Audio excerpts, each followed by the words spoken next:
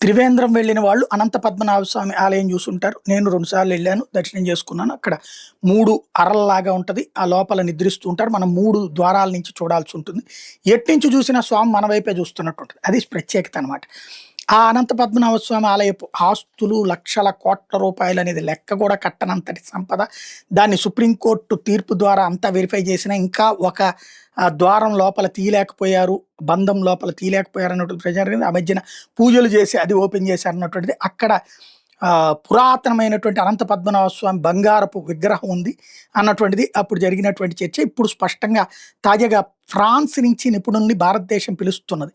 ఎందుకయ్యా అంటే ఆ విగ్రహం 3000 సంవత్సరాల పైబడినటువంటిది అన్నది ఇప్పుడు తేలింది. 7,800 కిలోల ప్యూర్ గోల్డ్ అంట. 7,80,000 డైమండ్స్ పొదుగున్నదట. 780 క్యారెట్స్ ఆఫ్ డైమండ్స్ ఉన్నాయట.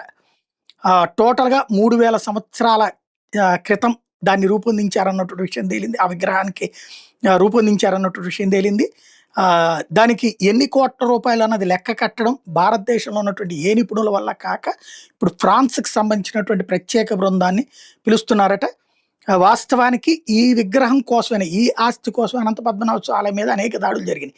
కానీ అక్కడ నేలమాళిగ లోపల ఈ ఆస్తులన్నిటిని దాచేసి బయటికి ఏమీ కనబడనీయకుండా కొన్ని ఏర్పాట్లు చేసుకొచ్చారు ఆనాటి అర్చకులు అన్నటువంటి విషయం చరిత్ర చెప్తున్న సత్యం.